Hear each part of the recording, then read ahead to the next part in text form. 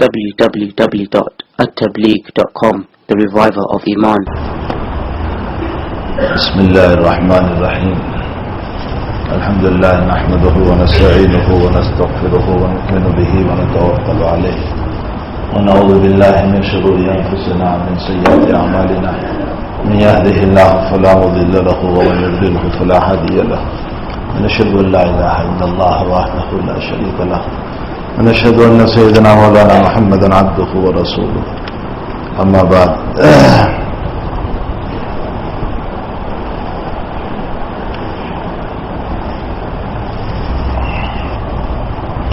عن جندب بن عبد الله رضي الله تعالى عنه قال قال رسول الله صلى الله تعالى عليه وسلم قال رجل والله لا يغفر الله لفلان فقال الله عز وجل من ذا الذي يتعلى علي الا اغفر له الا اغفر لفلان انی قد غفرت له واحبطت عمله رواہ مسلم. میں نے اس سے پہلے بھی کسی مجلس میں یہ بتایا تھا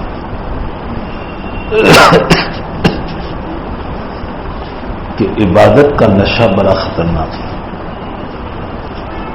شراب پیتا ہے انسان، اس کا بھی نشہ ہوتا ہے. گھنٹہ 2 گھنٹے 5 گھنٹے 10 گھنٹے میں وہ اتر جاتا ہے. پیسوں کا بھی ایک نشہ ہوتا ہے، مالداری کا بھی ایک نشہ ہوتا ہے، خمار ہوتا ہے. حالانکہ مال کے بعد میں مسئلہ یہ ہے کہ المال راحن وغادی، مال صبح شام آنے جانے والی چیز ہے. مال ایک جگہ پر باقی رہتا ہی نہیں. اور پھر مسئلہ یہ ہے کہ بہت سارے کروڑ پتی کبھی روڑ پتی بن جاتے ہیں اور بہت سارے روڑ پتی کبھی کروڑ پتی بن جاتے ہیں. مال ایک ایسا مسئلہ نہیں ہے کہ اس پر کوئی پراؤڈ کرے، کوئی گھمنڈ کرے، کوئی تکبر کرے. یہ ایسی چیز نہیں ہے. دیکھو بہت سی مرتبہ انسان کی تجارت بڑی اچھی چلتی ہے، لیکن اچانک کوئی مسئلہ ہو جاتا ہے، تجارت کا چلنا بند ہو گیا، بلکہ وہ قرض میں جا رہا ہے. اور نتیجہ یہ ہوتا ہے کہ وہ سوسائڈ کر لیتا ہے، خودکشی کر لیتا ہے. اور کبھی ایسا ہوتا ہے کہ ایک چائے کی لاری چلا رہا ہے، لیکن حق تعالی شان اسی لاری کے ذریعے سے اللہ خوب نواز دیتے. تو مال المال راہن وغادی یہ سائے کی طرح ہے. سایہ جو ہوتا ہے، آپ سایہ کو پکڑنے دوڑو گے تو سایہ کبھی نہیں ہاتھ میں آئے گا، اس لیے کہ وہ تو میرا ہی سایہ ہے. اب میں اس کو پکڑنے دوڑ رہا ہوں تو میرا سایہ آگے ہی بھاگے گا. لیکن اگر میں سائے کے پیچھے چلنے کے بجائے میں خود چلتا ہو جاؤں تو سایہ میرے پیچھے پیچھے آتا رہے گا. تو مال ایک ایسی چیز ہے کہ جس میں انسان گھمنڈ کر کے غرور کر کے اس کے پیچھے جب دوڑتا ہے تو پھر اس صورت میں حال اس کا یہ ہوتا ہے کہ وہ دوڑتا ہی رہے گا، ہاتھ کچھ نہیں آئے گا.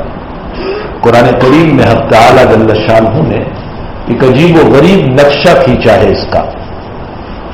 حق تعالی شانہ قرآن میں فرماتے ہیں کسراب بقیع یحسبہ الظمآن ماء حتی اذا جاءہ لم یجدہ شیئا ووجد اللہ عندہ فوفاہ حسابہ واللہ سریع الحساب. حق تعالی شانہ ایک مثال دے کر سمجھا رہے. دیکھو مثالوں سے، ایگزامپل کے ذریعے سے باتیں بہت جلدی سمجھ میں آتی ہے. اس لیے اللہ کے حبیب بھی مثالوں سے سمجھاتے تھے، اپنے صحابہ کو مثالوں سے سمجھاتے تھے.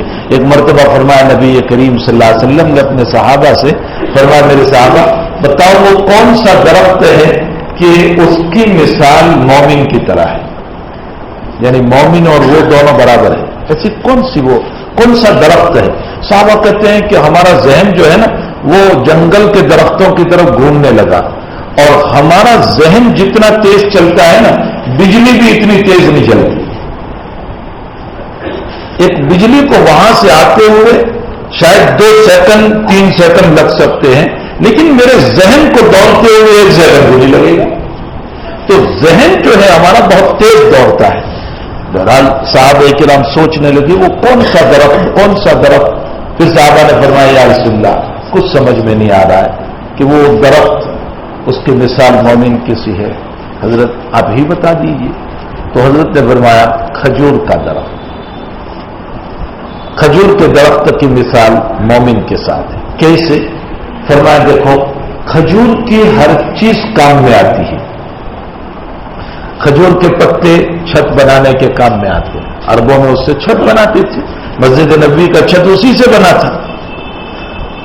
کھجور کے اوپر آنے والا پھل ہمارے کھانے کے کام میں آتا ہے. کھجور ہے, اس کے اندر سے نکلنے والی گٹلی وہ اونٹوں کو پیس کر کھلاتے تھے تو جانوروں کے کام میں آتا ہے.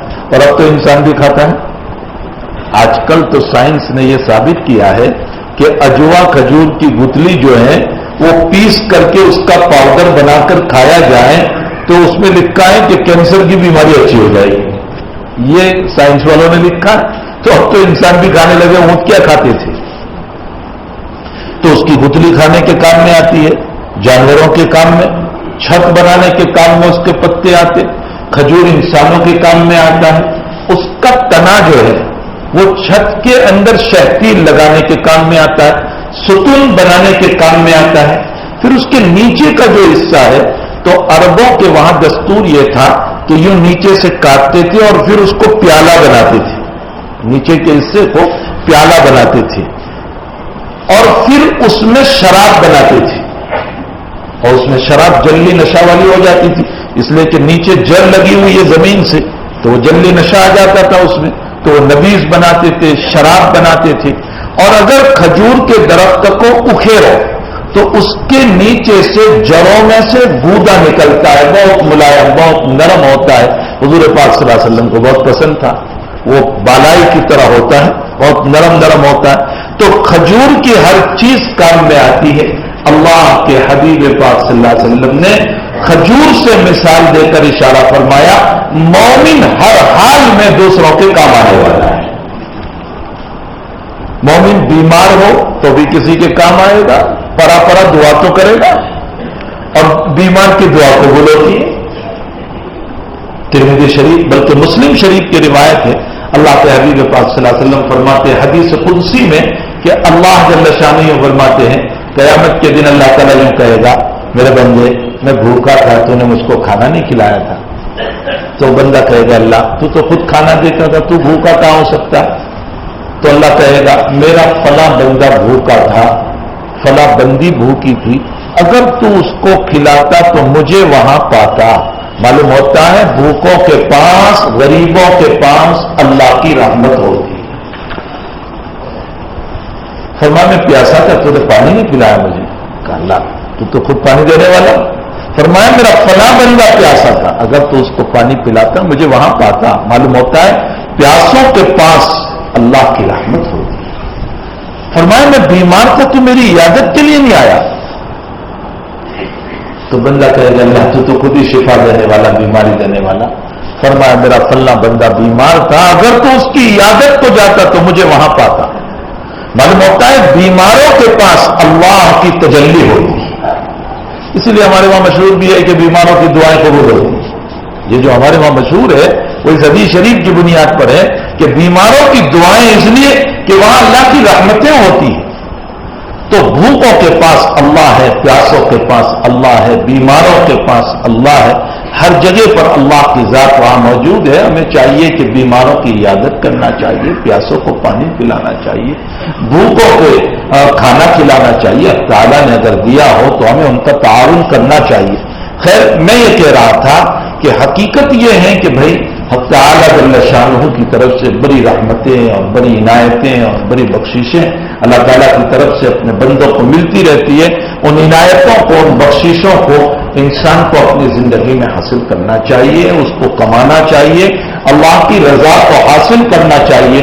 تو روایت تو کچھ میں یہ بتا رہا تھا کہ اس سے کچھ پہلے میں نے کہا تھا کہ پیسوں کا مسئلہ, اس کا پراؤڈ, اس کا گھمن, اس کا غرور جو ہوتا ہے وہ تو کبھی نہ کبھی چلو وہ بھی اتر جاتا ہے, وہ بھی بہت دیر نہیں رہتا ہے. بیماریاں آتی ہے, کیا سے کیا بیماریاں, تو انسان پھر ٹھنڈا ہو جاتا ہے, اس کا گھمن پیسوں کا بھی ٹوٹ جاتا ہے. مولانا تقی صاحب عثمانی نے ایک واقعہ لکھا ہے. یہ صاحب عمرے کے لیے جا رہے تھے رمضان سے پہلے, تو مجھے ملنے آئے. تو مولانا کہتے ہیں کہ میں نے اس سے یوں کہا بھائی تم عمرے میں جا رہے ہو نا؟ کہا جی. کہا دیکھو رمضان میں سحری کا انتظام کر کے سونا. تم گروپ میں جا رہے ہو یا اکیلے؟ کہا نہیں میں اکیلا جا رہا ہوں, گروپ میں نہیں. کہا گروپ میں ہوتے تو کھانے کا نظام ہوتا, لیکن جب اکیلے جا رہے ہو تو اپنے کھانے کا نظام خود کرنا. تو کہا دیکھو مکے میں رات میں ہوٹلیں بند رہتی ہیں, سحری میں تمہیں کھانا نہیں ملے گا, تو اپنا انتظام کر کے رات سے سونا سحری کا. تو مولانا کہتے ہیں کہ وہ صاحب مجھے کہنے لگے ارے مولوی صاحب کیا بات کرتے ہو, جیب بڑا ہوا ہے. کیا بات کرتے ہو, جیب بڑا ہوا ہے اپنا. وہاں کا اچھی بات ہے بھائی جیب بڑا ہوا ہے تو. اب وہ صاحب ہے مولانا کہتے ہیں کہ 10ویں روزے کو میں بھی پہنچا عمرے میں. تو اس فجر کے بعد یوں سر پکڑ کر بیٹھے ہوئے تھے, مجھے ملے. میں نے پوچھا کیا ہوا؟ کہا بھائی صاحب کیا کروں, سحری کا مسئلہ بڑا ٹیڑھا ہو گیا ہے اور پیسے اتنے سارے ہیں لیکن سحری کا صبح کھانا ہی نہیں ملتا ہے, اور جو کچھ میں خرید کر لاتا ہوں اس کا حال یہ ہے کہ وہ صبح ٹھنڈا ہو جاتا ہے تو میرے کھانے کے قابل نہیں رہتا. تو میری تو سحری ایسی ہو گئی صرف چائے پی کر کے 10 روزے رکھ رہا ہوں. مولانا نے کہا کہ دیکھو پیسوں کا ہونا تمہیں سکون نہیں دے سکتا. میرے پاس سب کچھ بڑا ہوا, کینسر کی بیماری اللہ نہ کرے کسی کو ہو جائے, کروڑوں روپے ہیں, کیا ہو جائے گا؟ بہت بہت تو ہم علاج معالجہ کرائیں گے, دوا کرائیں گے, لیکن یہ شفا تو نہیں دے سکتا. شفا دینے والی تو اللہ ہی کی ذات ہے. تو بہرحال ایک وقت پر پیسوں کا غرور بھی ٹوٹ جاتا ہے, لیکن عبادت کا غرور بڑا خطرناک ہے. یہ بڑا خطرناک ہے, عبادت کا غرور. عبادت کا غرور کیا ہے؟ میں بڑا نمازی, میں بڑا دیندار, میں بڑے تقوی والا, میں بڑا پرہیزگار, میں عالم, میں شیخ الحدیث, میں مفتی, میں امیر, میں چلوں پہ چلے لگانے والا, میں پرانوں میں سے. یہ جو ذہن میں بیٹھ جاتا ہے یہ بڑی خطرناک چیز ہے. حدیث جو ابھی میں نے پڑھی, اللہ اکبر, رلانے والی حدیث. حضرت جندب بن عبداللہ رضی اللہ تعالیٰ نے فرماتے ہیں کہ رسول اللہ صلی اللہ علیہ وسلم نے فرمایا کہ ایک آدمی نے یوں کہا واللہ لا یغفر اللہ لفلان, اللہ کی قسم اللہ فلانے کی بخشش نہیں کرے گا. بڑا نالائق ہے یہ, تو نماز نہیں پڑھتا, بڑا کمینہ ہے, شراب پیتا ہے. واللہ اللہ کی قسم اللہ اس کی مغفرت نہیں کرے گا, اس لیے کہ بڑا کمینہ ہے, عبادت نہیں کرتا, نماز نہیں پڑھتا, شراب پیتا ہے, جوا کھیلتا ہے, اللہ اس کی بخشش نہیں کرے گا.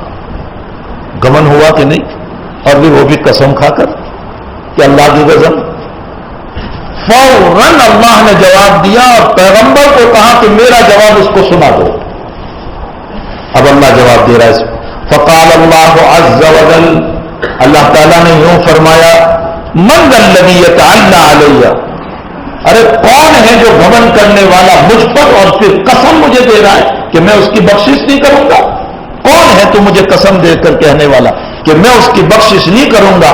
الا اللہ اغفر لفلان, کہ میں اس کی بخشش نہیں کروں گا. تو کون ہے مجھے قسم دینے والا؟ تجھے غرور اور تکبر ہو گیا تیری عبادت پر, تیرے نام پر. اگلا جملہ سنو, ہمارے دلوں کو تڑپا دینے والا جملہ. اب تعالیٰ نے پیغمبر پر وہی بھیجی, قد غفرت لہ واحبطت عملہ, فرمایا جس کی تو نے برائی کی کہ اللہ اس کی مغفرت نہیں کرے گا, میں نے اس کو معاف کر دیا اور تیری زندگی کے سارے اعمال کو میں نے بیکار کر دیا. مسلم شریف کی صریح روایت, رواہ مسلم, مسلم شریف کی روایت. ہمیں چاہیے کیا؟ کسی کو حقیر نہ سمجھے. ٹھیک ہے شرابی ہوگا, جوا کھیلنے والا ہوگا, بے نمازی ہوگا, ہمیں اس پر محنت کرنا ہے, ہمیں اس کو سمجھانا ہے, ہمیں اس کو بنانا ہے, اور وہ بھی پیار سے, محبت سے, ڈانٹ ڈپٹ سے نہیں, غصے سے نہیں, حقیر اور تحقیر کے کلمات بول کر نہیں, محبت کے ساتھ اس کو سمجھانا ہے. جناب رسول اللہ صلی اللہ تعالی علیہ وسلم نے ہم کو یہی تعلیم دی ہے کہ محبت کے ساتھ. اور میرے بھائیوں, محبت کے کلمات جو لوگوں کے دل جیت سکتا ہے وہ تمہارے غصے کے کلمات نہیں جیت سکتے. پیار میں جو مزہ ہے غصے میں وہ مزہ نہیں ہے. جو پیار میں مزہ ہے, جو محبت میں مزہ ہے, اس میں جو آپ کسی کا دل جیت سکتے ہو وہ غصے میں نہیں. قرآن کریم میں اللہ تعالیٰ نے اپنے پیغمبر کو یوں فرمایا وَلَوْ كُنْتَ فَظًّا غَلِيظَ الْقَلْبِ لَانفَضُّوا مِنْ حَوْلِكَ. میرے پیغمبر سن لو، یہ تمہاری محبت کی وجہ سے اور تمہارے پیار کی وجہ سے یہ لوگ تمہارے قریب آ رہے ہیں. اگر تم سخت دل ہوتے، فظًّا سخت، کڑوا بولنے والے، تانا دینے والے، غلیظ القلب اور سخت دل والے اگر آپ ہوتے، لانفضوا من حولک، تو ایک بھی تمہارے پاس نہ آتا. یہ جو کچھ تمہارے پاس آئے ہیں یہ سب کے سب تمہاری محبت کی وجہ سے، تمہارے پیار کی وجہ سے آئے. تو مجھے بیچ میں قرآن کریم کی مثال یاد آ گئی تھی، کسراب بقیع یحسبہ الظمآن ماء حتی اذا جاءہ.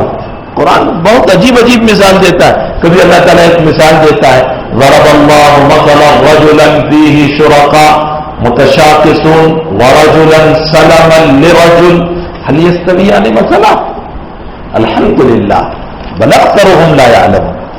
فرمایا میرے بندو، ایک وہ غلام ہے، غلاموں کا دور تھا وہ، چلو آج کل نوکر لے لو، وہ غلاموں کا دور تھا، آج نوکر لے لو. اللہ تعالیٰ قرآن میں کہتا ہے کہ ایک غلام ہے، ایک نوکر ہے. ایک غلام اور نوکر کے دو پارٹنر، تین پارٹنر، شرکاء، شریک ہے، پارٹنر ہے. یہ غلام ان کا بھی ہے، ان کا بھی ہے، ان کا بھی ہے. کیا تم ایسے غلام کو پسند کرو گے؟ نہیں. کیوں؟ اس لیے کہ اس غلام کو فکر یہ ہوگی کہ میں ان کا کام کروں، ان کا کام کروں. ظاہر سی بات ہے تمہارا کام پورا نہیں کرے گا، ان کا کام. ارے ہمارے گھر میں نوکرانی جو ہوتی ہے وہ دوسروں کے وہاں سے پیسے لے آتی ہے، تو ہم تو کیوں پیسے لے آئے ان کے وہاں سے؟ تو ہمارے وہاں سے پیسے لے گئی ہے، تجھے ہمارے ہی وہاں کام کرنا ہے، تو دوسروں کے وہاں کیوں جا رہی ہے؟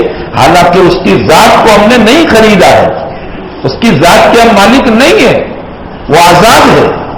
غلام کے تو کم سے کم ذات کے بھی مالک ہوتے تھے. قرآن میں غلام کا لفظ استعمال کر کے بتایا کہ ایک غلام جس میں تین پارٹنر ہو، جب تم اس کو برداشت نہیں کرتے پارٹنرشپ کو، اور ایک غلام وہ ہے جو ایک ہی کا ہو، ایسے غلام کو تم پسند کرتے ہو کہ 24 گھنٹہ تمہاری خدمت میں لگا رہے. اب اللہ اس مثال کو دے کر کہہ رہا ہے تو پھر تم دنیا میں بتوں کے بھی بندے بنو اور اللہ کے بھی بندے بنو، اس شرکت کو تم کیوں پسند کر رہے ہو؟ پھر ایک ہی اللہ کے بن کر رہو. اگر غلام میں پارٹنرشپ کو برداشت نہیں کرتے تو پھر اللہ میں پارٹنرشپ کیوں برداشت کر رہے ہو؟ اس کا بھی بندہ، اس کا بھی بندہ، اس کا بھی بندہ، اس معبود کا بھی اور اس مورتی کا بھی اور اس فلاں کا بھی، اس دیوی کا بھی، اس دیوتا کا بھی اور اللہ کا بھی. یہ کیسے ہو سکتا ہے؟ اگر دنیا میں ایک غلامی کی پارٹنرشپ کو پسند نہیں کرتے تو حق تعالی شانو کہتے ہیں میرے باب میں تم کیسے پسند کرو؟ کتنی پیاری مثال دے کر سمجھایا. اسی طرح یہ مثال بھی دی، کسراب بقیع یحسبہ الظمآن ماء حتی اذا جاءہ. سراب کا معنی ہوتا ہے پیاسا، اس کو بہت پیاس لگی ہو. پیاسا آدمی جب روڈ پر سفر کرتا ہے نا، اور دوپہر کا موقع ہوتا ہے، دھوپ پڑتی ہے روڈ پر، تو تمہیں روڈ چمکتا ہوگا. سراب کا معنی ریت، ریت کا سراب بقیع، ریت. اس زمانے میں ریت تھا، روڈ نہیں تھی. میں آپ کو روڈ سے سمجھا رہا ہوں کہ ایک آدمی پیاسا ہے، بہت زیادہ پیاسا. زمان کا معنی پیاسا اور سراب کا معنی ریت. اور فرمایا کہ تم راستہ چل رہے ہو اور ریت تمہیں دور سے چمکتا ہوا نظر آتا ہے. دوپہر میں ہم چلتے ہیں نا تو جب دھوپ پڑتی ہے تو روڈ چمکتا ہوا نظر آتا ہے اور ہمیں دور سے نظر آتا ہے پانی ہے. آپ جب راستے پر سفر کرو اور خوب دھوپ پڑ رہی ہے تو وہ چمکتا ہوا روڈ جو ہے نا آپ کو دور سے پانی نظر آتا ہے. فرمایا کہ یہ راستوں پر چلنے والے انسان، تو نے چمکتے ہوئے ریت کو یا آج کل کی زبان میں روڈ کو دور سے پانی سمجھا.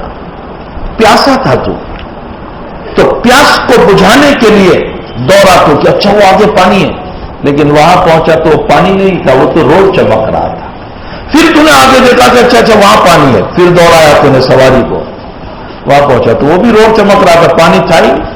دوڑتا رہا پانی کی تلاش میں. پیاسا تھا، دور سے پانی نظر آ رہا تھا، وہ پانی نہیں تھا، وہ تو روڈ چمک رہا تھا، ریت چمک رہا تھا. دوڑتے دوڑتے شام ہو گئے. جب شام ہو گئی تو اب دھوپ پڑنا بند ہو گئے, اور جب دھوپ پڑنا بند ہو گئے تو وہ روڈ کا چمکنا بھی بند ہو گیا. اللہ تعالیٰ کہتا ہے ٹھیک اسی طریقے سے تو دنیا میں دوڑتا رہا کہ یہاں سے بھی دولت مل جاوے, یہاں سے بھی مل جاوے, یہاں سے بھی مل جاوے, ادھر سے بھی ملے, ادھر سے بھی ملے, دوڑتا رہا. لیکن جب وہاں پہنچتا تھا تو کہ مول صاحب دن ہوتے ہوتے بچ گیا, بس سودا بالکل قریب تھا کہ فوق ہو گیا.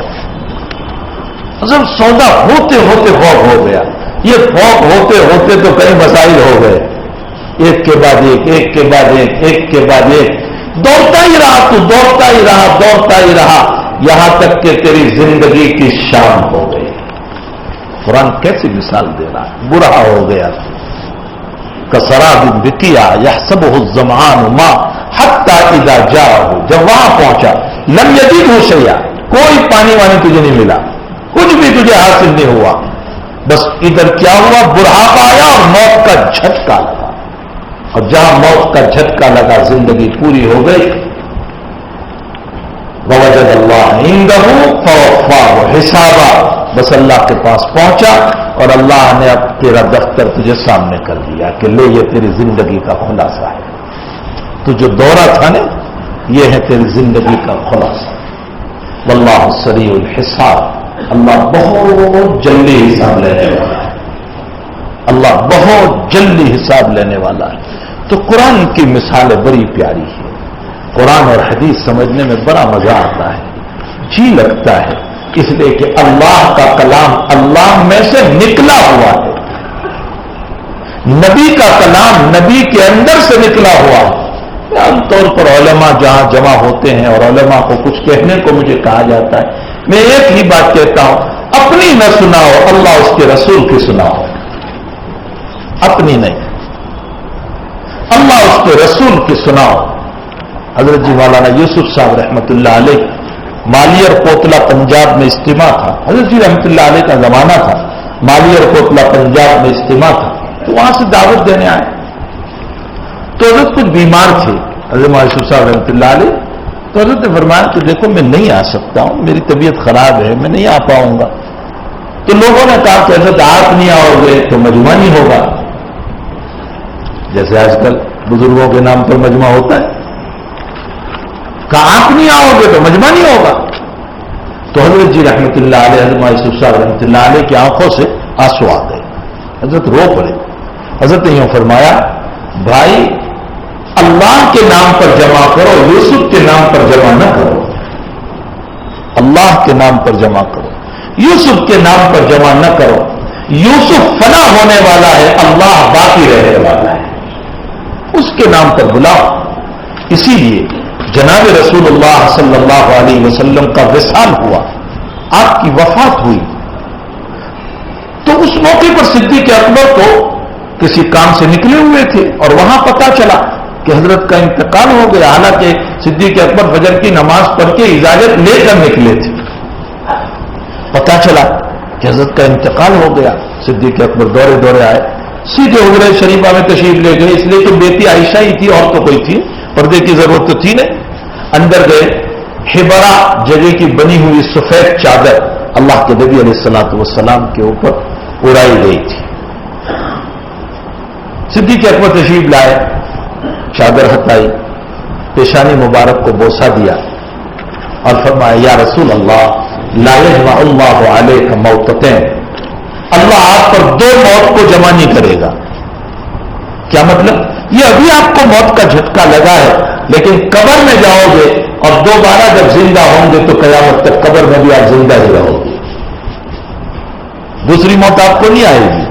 اس لیے ہمارا عقیدہ ہے کہ جناب رسول اللہ صلی اللہ علیہ وسلم اپنی قبر مبارک میں حیات تھے. پھر اس کے بعد ادھر صحابہ کے حالات جو ہیں وہ اتنے پیچیدہ ہو گئے تھے, اس لیے کہ صحابہ کے پاؤں نیچے سے زمین نکل گئی تھی کہ اب کیا ہوگا ہمارا. حضرت عمر تو یہ ماننے ہی کے لیے تیار نہیں تھے کہ اللہ کے حبیب دنیا سے رخصت ہو گئے. ہاتھ میں ڈنڈا تھا, عصا, تلوار تھی. فرمایا کوئی یوں کہے گا کہ محمد صلی اللہ علیہ وسلم کا انتقال ہوا میں اس کی گردن مار دوں گا. حضرت موت نہیں ہوئی, اللہ سے ملنے گئے, ابھی آ جائیں گے. صدیق اکبر نے پہلے سمجھایا حضرت عمر کو کہ نہیں, انتقال ہوا, لیکن حضرت عمر کے دماغ پر ایک بات سوار تھی. تو صدیق نے صحابہ سے فرمایا چھوڑ دو ان کو اپنے حال پر, اور صدیق اکبر سیدھے تشریف لے گئے ممبر شریف کے اوپر. یہ صدیق کی زندگی کا پہلا خطبہ ہے, اور آپ نے ممبر پر کھڑے ہو کر فرمایا جو خطبہ دیا, اس خطبے میں آپ نے ارشاد فرمایا من کان یعبد محمدا فإن محمدا قد مات ومن کان یعبد اللہ فإن اللہ حی لا یموت. دلوں کو ہلانے والی بات, حالانکہ صدیق بہت نرم دل انسان, لیکن اس وقت امت کو ذرا تھامنا تھا, ورنہ امت اپنے دلوں کو ٹکڑے ٹکڑے کر دیتی. سنبھالنا تھا امت کو. آپ نے فرمایا من کان یعبد محمدا فإن محمدا قد مات ومن کان یعبد اللہ فإن اللہ حی لا یموت. جو محمد کی عبادت کرتا تھا وہ سن لے, محمد مر گیا, یعنی ان کے خدا کی موت ہو گئی. ومن کان یعبد اللہ, اور جو اللہ کی عبادت کرتا تھا وہ سن لے, اس کا اللہ آج بھی زندہ ہے. اللہ کبھی مرتا نہیں ہے. فإن اللہ حی لا یموت, وہ اللہ کبھی مرتا نہیں ہے. اس خطبے میں آپ نے دلوں کو ہلا دیا. حضرت جی یوسف صاحب رحمۃ اللہ علیہ نے بھی یہی بات فرمائی کہ یوسف فنا ہونے والا ہے, اللہ باقی رہنے والا ہے. اس لیے میرے بھائیوں, شخصیت کوئی چیز نہیں ہوتی, اصل اللہ ہے, اور اللہ کے بعد اللہ کا نبی ہے. ہمیں دعوت دینا ہے اللہ اس کے رسول کی. شخصیت کیا چیز ہوتی ہے؟ اللہ اس کے رسول کی ہمیں دعوت دینا ہے. اور میں آپ کو حلف بخدا مسجد میں بیٹھ کر کہتا ہوں, قرآن میں اور حدیث شریف میں جو دل پر اثر ہوتا ہے وہ میری اور آپ کی باتوں میں نہیں ہوتا ہے. جو قرآن اور حدیث میں اثر ہوتا ہے, ہمارے دلوں کو جو چیز ہلا دیتی ہے, ہمارے دلوں کو جو چیز تڑپا دیتی ہے, وہ ہمارے اکابرین بزرگان دین کی زندگیوں کو پڑھ کر ہمارا دل کیوں مائل ہو جاتا ہے؟ اس لیے کہ وہ نبی کی سنت پہ چلنے والے تھے, اللہ کے فرمودات پہ چلنے والے تھے. اس لیے ہمارے دل ان کے واقعات کو سن کر کے ان کی طرف مائل ہو جاتا ہے. اللہ ہمیں بھی نصیب فرمائے. تو حقیقت یہ ہے کہ قرآن کی مثالیں بڑی عجیب ہوا کرتی ہے. ایک ایک مثال جو قرآن کریم میں دی ہے اللہ جل شانہ نے, اسی طرح پیغمبر صلی اللہ تعالی علیہ وسلم نے جو مثالیں دی ہے اپنے احادیث مبارکہ کے اندر, وہ بہت عجیب و غریب ہے. ہمیں ان مثالوں کے ذریعے سے اپنی زندگی کو بنانے کی کوشش کرنا چاہیے. تو اس روایت میں بھی یہ بتایا گیا کہ جو انسان عبادت میں غرور کرتا ہے, تکبر کرتا ہے, اور دوسروں کو کہتا ہے تیری مغفرت نہیں ہوگی, تیری ٹھیکے لے رکھے ہیں ہم نے ٹھیکہ لے رکھا ہے کہ تمہاری مغفرت نہیں ہوگی. کون ہم ذمہ دار ہیں کسی کی مغفرت کی؟ ہمیں یہ کوئی حق نہیں پہنچتا ہے کہ ہم کسی کو یوں کہیں. دیکھو یہ روایت, اور صحیح ترین روایت مسلم شریف کی ہے کہ جب اس آدمی نے یوں کہا اللہ کی قسم اللہ فلانے کی مغفرت نہیں کرے گا, تو اللہ نے فوراً جواب دیا تو کون مجھے قسم دے کر کے کہنے والا کہ مغفرت نہیں کروں گا؟ جا, میں نے اس کی مغفرت کر دی, اور تیرے اس جملے کی وجہ سے میں نے تیری ساری زندگی کے اعمال کو بیکار کر دیا. احبت کا لفظ آیا ہے. اللہ تعالیٰ عبادت کے غرور سے بھی ہم سب کی حفاظت فرمائے. یہ بھی بڑی خطرناک چیز ہے. کچھ نہیں بھائی, احسان مانو کہ اللہ نے ہمیں پیشانی رگڑنے کی توفیق عطا فرمائی. احسان مانو, اس کا احسان مانے کہ اس نے ہمیں 2 کلمے بولنے کی توفیق دی. اس کا احسان مانے کہ اس ذات اقدس نے ہمیں اس کے دین کی اشاعت اور تبلیغ کی توفیق عطا فرمائے. اس کا احسان مانے کہ وہ اللہ ہمیں مسجد تک لایا. اس کا احسان مانے اس نے مجھے نماز کی توفیق دی, روزے کی توفیق دی, اور زکوٰۃ کی توفیق دی, اور حج کی توفیق دی, اور تقویٰ عطا کیا. اور دیکھو تقوی پر مجھے ایک بات یاد آئی. بہت سے لوگ تقوی کی ایسی تعریف کر دیتے ہیں کہ لوگ ڈر جاتے ہیں. بہت سارے لوگ تو بیچارے وہ مولوی صاحب کا بیان سن کر کہ مطلب یہ تو بہت مشکل ہے, ایسا تقویٰ لاوے کہاں سے؟ قرآن تقوی کی تعریف کتنی آسان کرتا ہے. دیکھو میں قرآن سے، اسی لیے میں کہتا ہوں قرآن حدیث میں جو باتیں، دیکھو قرآن اور پہلے ہی پارے کے پہلے ہی رکو کے اندر سورہ بقرہ میں، اور سورہ بقرہ کا پہلا رکو تو سبھی کو یاد ہے. اللہ تعالیٰ قرآن میں فرماتے الف لام میم ذالک الکتاب لا ریب فیہ، یہ قرآن وہ ہے جس میں کوئی شک نہیں. ھدی للمتقین، یہ قرآن متقیوں کے لیے ہدایت ہے، یعنی راستہ بتاتا ہے. اچھا اب متقی کون ہے؟ ھدی للمتقین، تو متقی کون ہے؟ الذین یؤمنون بالغیب، جو بن دیکھے ایمان لاتے ہیں. آپ میں سے ہر ایک کو بن دیکھے اللہ پر ایمان ہے کہ نہیں؟ الحمدللہ. بن دیکھے جنت پر ایمان، بن دیکھے جہنم پر ایمان، بن دیکھے رسولوں پر ایمان، بن دیکھے حضور پاک صلی اللہ علیہ وسلم پر ایمان ہے کہ نہیں؟ ہم نے نبی علیہ السلام کو نہیں دیکھا ہے، ہم نے فرشتوں کو نہیں دیکھا، ہم نے وہی اترتے ہوئے نہیں دیکھا. اللہ تقوی کی تعریف کر رہا ہے الذین یؤمنون بالغیب، جو بن دیکھے ایمان لاتے ہیں. دوسرا جملہ کیا فرمایا متقیوں کے بعد میں؟ وَيُقِيمُونَ الصَّلَاةَ، اور جو نماز قائم کرتے ہیں. الحمدللہ نماز قائم کرتے ہیں. وہ نماز قائم کرتے ہیں نا، انشاءاللہ سبھی نماز قائم کرتے ہوں گے، کوئی ایسا نہیں ہوگا جو نماز نہ پڑھتا ہو. وَيُقِيمُونَ الصَّلَاةَ. تیسری چیز تقوی کی تعریف وَمِمَّا رَزَقْنَاهُمْ يُنْفِقُونَ، اور ہم نے جو دیا ہے اس میں سے خرچ کرتے ہیں. یعنی یہ نہیں ہے کہ زکات ہی دیتے ہیں، جو دیا ہے اس میں سے تھوڑا بولا بھی ہمارے راستے میں دیتے رہتے ہیں. 100 میں سے 2 روپے ہی دے دیتے ہیں، 1 روپیہ ہی دے دیتے ہیں، 5 روپے ہی دے دیتے ہیں. اور اگر زکات فرض ہے تو زکات دیتے ہیں. وَمِمَّا رَزَقْنَاهُمْ يُنْفِقُونَ. 3 باتیں ہو گئی اور تینوں الحمدللہ موجود ہے. ایمان بالغیب بھی ہے، وَيُقِيمُونَ الصَّلَاةَ نماز بھی ہے، وَمِمَّا رَزَقْنَاهُمْ يُنْفِقُونَ خرچ بھی ہے. آگے چوتھی بات اللہ کہہ رہا ہے وَالَّذِينَ يُؤْمِنُونَ بِمَا أُنزِلَ إِلَيْكَ وَمَا أُنزِلَ مِن قَبْلِكَ وَالَّذِينَ يُؤْمِنُونَ بِمَا أُنزِلَ إِلَيْكَ، اور اے پیغمبر صلی اللہ علیہ وسلم آپ پر جو قرآن اترا، آپ پر جو وحی اتری اس پر ایمان لاتے ہیں. قرآن پر ایمان ہے کہ نہیں سب کا؟ الحمدللہ سب کا ایمان ہے. والذین یؤمنون، کتنی آسان تقوی کی تعریف ہے.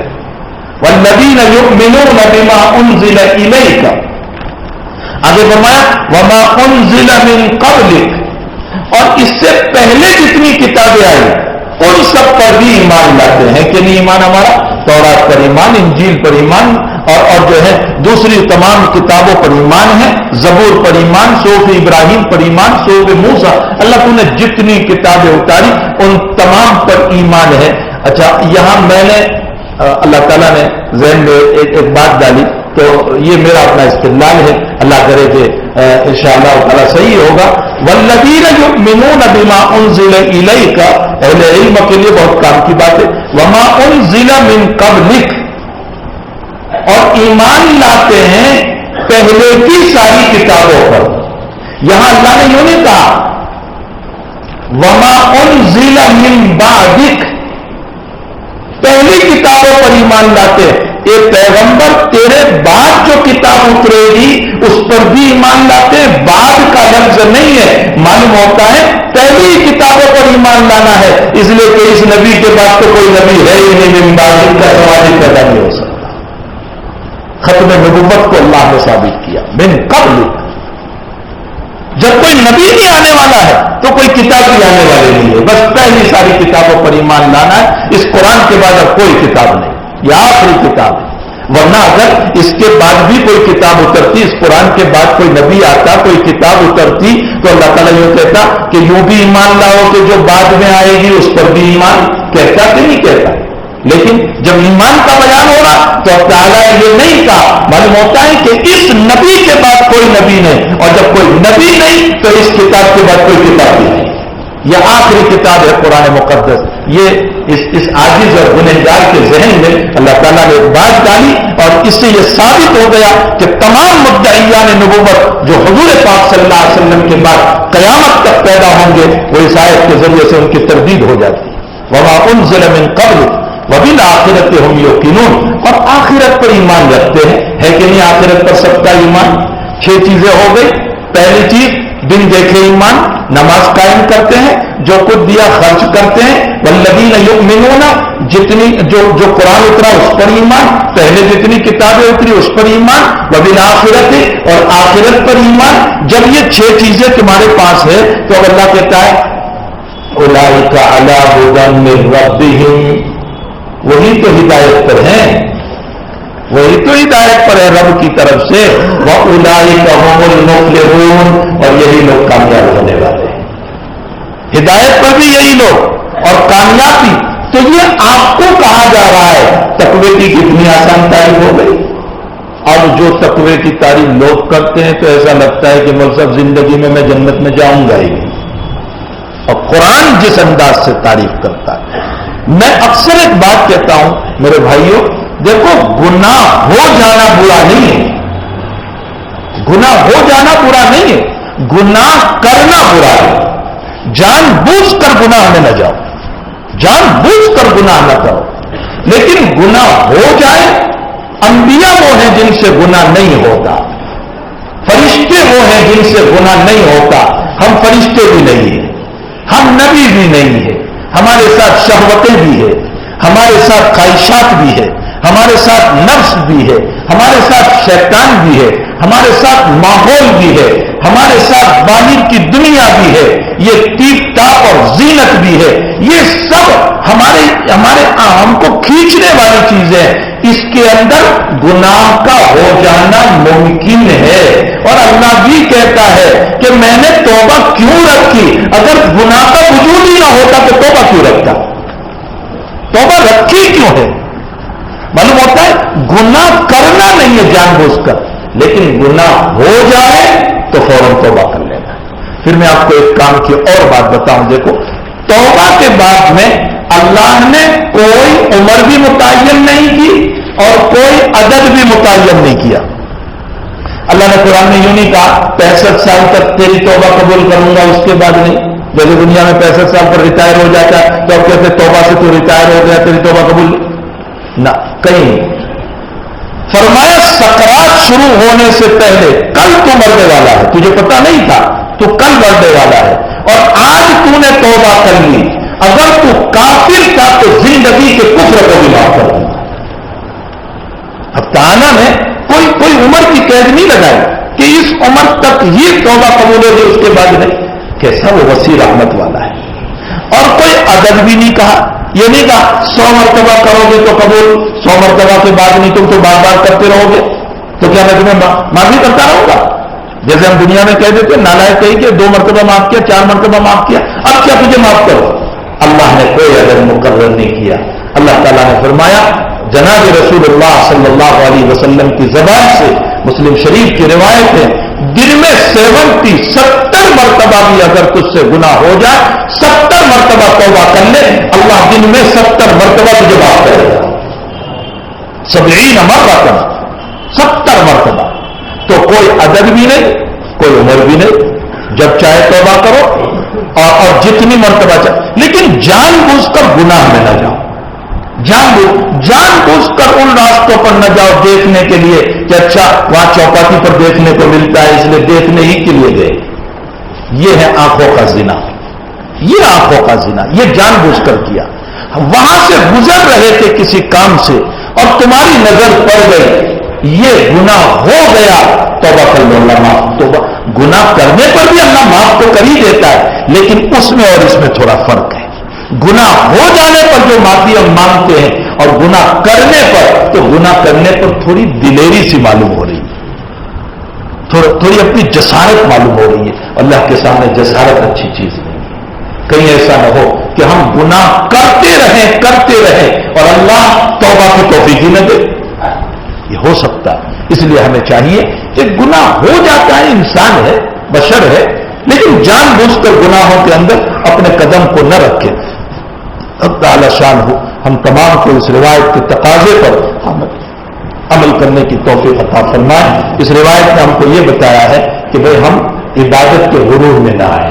اللہ تعالیٰ کا احسان مانے کہ اس مالک نے ہمیں جو بھی عبادت کرنے کا موقع دیا، نماز کی لائن سے یا زکوٰۃ کی لائن سے، صدقے کی لائن سے، روزے کی لائن سے، کسی کو مدد کرنے کی لائن سے، کسی کے اوپر جو ہے احسان کرنے کی لائن سے، کسی کے تعاون کرنے کی لائن سے، یا کسی میں صلح کرانے کی، جس طرح بھی ہم نے کیا ہو، ہمیں اس پر غرور اور فخر کی ضرورت نہیں ہے. احسان ماننا چاہیے، نیاز ماننا چاہیے اللہ تعالیٰ کا. اس کی نظر کرم ہوئی کہ اس نے ہم کو توفیق عطا فرمائے، ورنہ اس کام کے لیے تو بہت سارے تھے اللہ، لیکن تو نے مجھے استعمال کر لیا. تیرا فضل ہوا، تیرا کرم ہوا. صحابہ کرام جب بھی کوئی کام کرتے تھے تو یوں نہیں کہتے تھے میں نے کیا، ہمیشہ ان کی زبان ہوتی تھی فعل اللہ، اللہ نے کیا، اللہ نے کیا. بس ان کا ایک ہی جملہ ہوتا تھا، اللہ نے کیا. ہمارا بھی عادت بنا لو، ہمارے ذریعے سے صلح ہو جائے، ہمارے ذریعے سے کسی میں تعلق ہو جائے، ہمارے ذریعے سے کوئی نیک کام ہو جائے، اللہ نے کیا، میں کچھ نہیں ہوں، اللہ ہی کرنے والی ذات ہے. اور جب ہم یہ کہتے ہیں کہ اللہ نے کیا تو پھر اللہ کی رحمت جوش میں آتی ہے. اور یوں کہتے ہیں اور میرے بندے فجر میں نیند چھوڑ کر کے تو آیا تھا اور تو مجھے کہہ رہا ہے کہ میں نے کیا. جا میں نے فجر پر تیری مغفرت کر دی. ہاں بخاری شریف کی روایت ہے کہ جب ہم اللہ تو نے کیا تو پھر اللہ کہتے ہیں نہیں تو نے کیا. اور جب ہم یہ کہتے ہیں میں نے کیا تو پھر اللہ کیا کہتا ہے؟ روایت میں ہے حضور پاک صلی اللہ علیہ وسلم نے فرمایا حدیث قدسی میں، اللہ کہتا ہے تو توفیق تو میں نے دی تجھے، اگر میں توفیق نہ دیتا تو کیسے کر سکتا تھا. تو ہم اللہ کی طرف منسوخ کریں گے تو اللہ ہماری تعریف کرے گا. ہمیں چاہیے کہ ہم اپنے ہر عمل میں اللہ کو یاد کرنے والے بنیں. اور بھائی دنیا میں مسلمانوں کو بہت حالات ہیں، بہت رونا آتا ہے. 2 دن پہلے جب وہ حلب کے حالات سامنے آئے جہاں اینٹ سے اینٹ بجا دی گئی اور 1700 کے قریب بچے شہید ہو گئے، اور اللہ ہاسپٹل تباہ، سب کچھ تباہ. ہم سوائے دعا کیا کر سکتے ہیں؟ دعا کرتے ہیں اللہ تعالیٰ. یقیناً کہیں ایسا تو نہیں ہے کہ ہماری بدعمالیوں کی وجہ سے ہمارے بھائی پریشان ہیں، کہیں میرے گناہ کی وجہ سے تو ایسا نہیں. ہر بندہ یہ سوچے کہ میرے گناہوں کی وجہ سے تو دوسروں پر حالات نہیں آ رہے. ہم اللہ سے دعا کریں کہ اللہ ہمارے گناہوں کی نحوست سے دوسرے مسلمان بھائیوں کو پامال نہ فرما، ہمیں بھی اچھی توفیق عطا فرما. اللہ ان کو بھی جو حالات میں مکان سے بے گھر ہو چکے ہیں، ان کے بچے کہاں، ان کی ماں کہاں، ان کا شوہر کہاں، کیسے حالات ہم تصور نہیں کر سکتے. کسی نے مجھ کو ایک کلپ بتائی، معصوم بچہ ہے 2.5 سال کا، 2.5 یا 3 سال کا بچہ ہے مسلمان کا، اس کو پکڑا ہوا ہے اور اس کو کرن دے رہے ہیں،